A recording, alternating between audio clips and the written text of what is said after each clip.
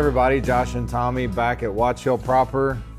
This week we were reviewing Bombergers. So their 2025 release is this red label. They're calling it PFG, the Precision Fine Grain. So this is evidently different than past years. I'm not a huge Bombergers connoisseur, so I wouldn't be able to tell you if it's different or not, but I know the label looks different. It does.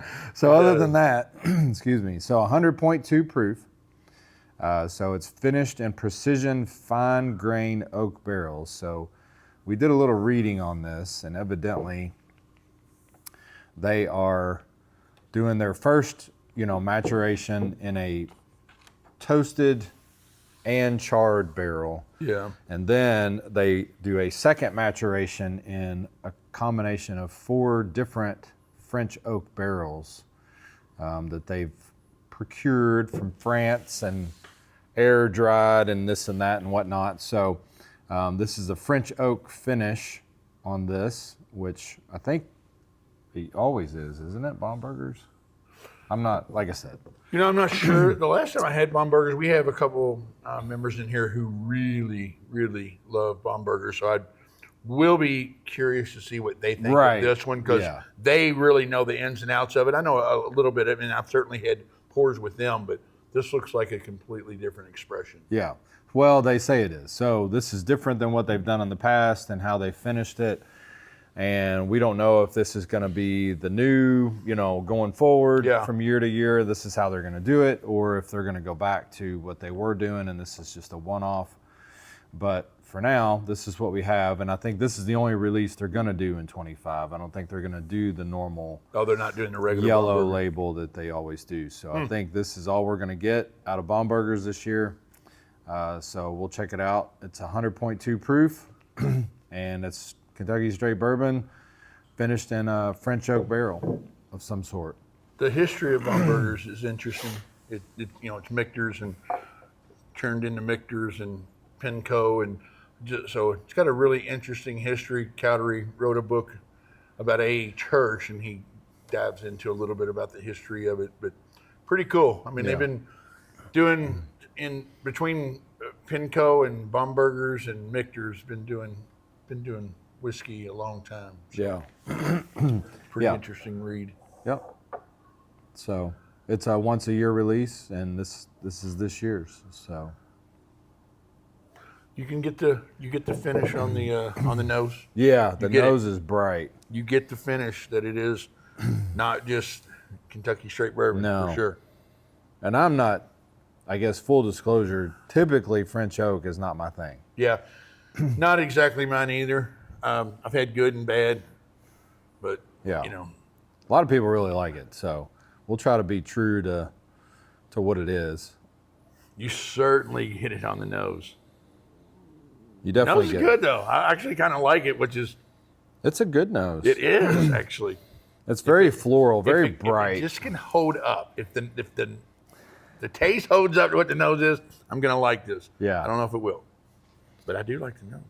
Nose is very fruity, like bright fruits. It is, bright, absolutely. Floral, fruity. No doubt. There's nothing deep, dark, or nothing. But, I mean, we were talking about the color on this is just crazy dark. We don't know how old any of this is, but it's got a great color on it. But it doesn't smell dark. It smells bright and fruity.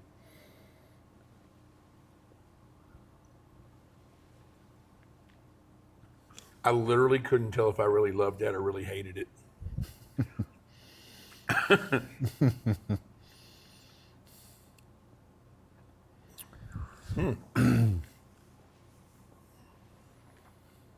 So for me, I'll start.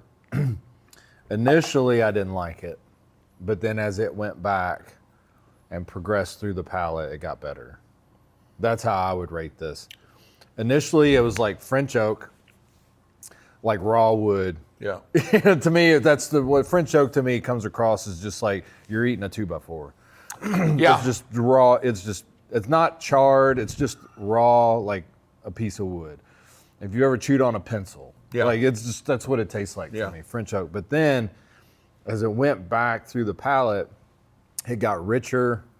Those dark fruits started coming out, a little brown sugar started coming out, and by the time it finished, I really kind of enjoyed it on the backside. And it makes me a little nervous when we agree this much. I'm with you. I think that's a really good description of what I just drank.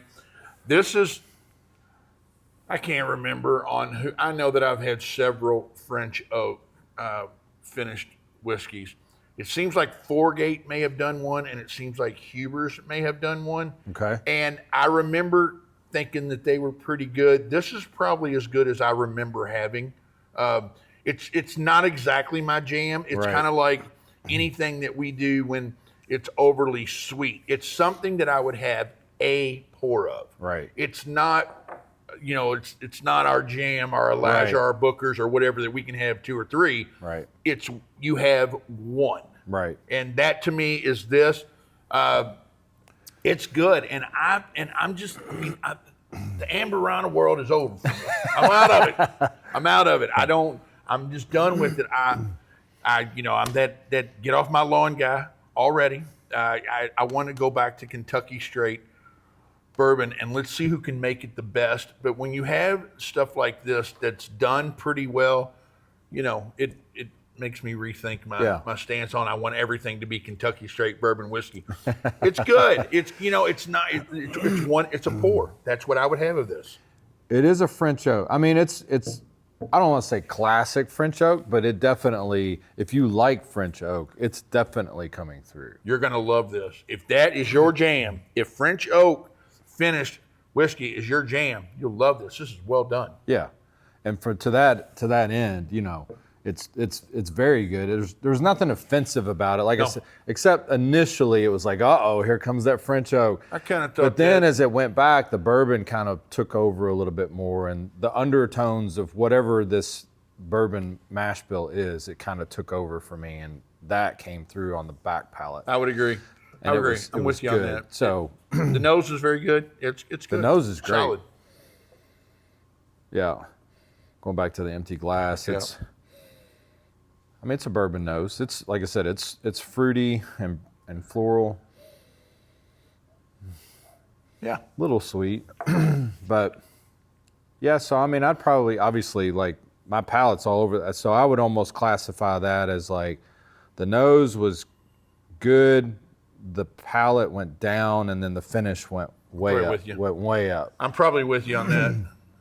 So maybe like 8 to like 7.7 to maybe like an 8.2. I'm kind of with you on that. Somewhere. Like I said, that's very makes me a little nervous when we agree that much. But I think you're right on. I think you're spot on. It would definitely be there, go down, and go up. Finish was easily the best part of it. Yeah, and it's only 100, so not a huge hug, not a lot of spice on the finish, so very approachable from, what 100 proof whiskey would give you. So where does that go? If you went 7, if you went 8, I'm gonna 7, be like 7, 8, 2, where does that go? 8? Yeah, I could go 8. an 8. I think 8's fair. I think they'll get this bottle getting an 8 is fantastic. Yeah. Yeah, for sure. Yeah, and I think these are obviously not really hard to find at retail, but they're $80 to $100 retail, and then of course after that it's who knows $200-300 or whatever. West. So Yeah, but no, it's good. I think an 8 for this is fantastic, especially as like I said, the finishing for me is I'm kind of over it, but this is well done. Yeah, and I'll be curious to see if people are Bomberger connoisseurs. Yeah, I'm more than that. Yeah, like how is this different than what you're used to coming out of Bombergers? Is it better? Is it worse? Yeah, I really am interested. We have a couple of guys in here who really know the ins and outs of Bomberger, so we'll see. Yeah, but not knowing kind of like what it normally tastes like. It's not bad if you like French oak, and it's I would classify it as like refreshing. Just it's kind of bright, and the French oak, like I said, it's just kind of that kind of a flavor profile. Yeah. If we gave scores for color, it'd probably be like an 8. 5, 8, 7. maybe higher than that. It's got a really good color. The color is cool. It's not as black as we've seen it, but for what I would probably guess is maybe, 7, 8 year old bourbon, I would have to guess. At least. Yeah. That's really dark. It's dark. So Red label looks cool on it. I wouldn't think that red label would look that cool, but it does on that dark. Yeah. I like it. So that's our review of this year's 2025 Bomberger's Bomberger's Declaration, 100.2 proof. So we'll see you next time. See ya.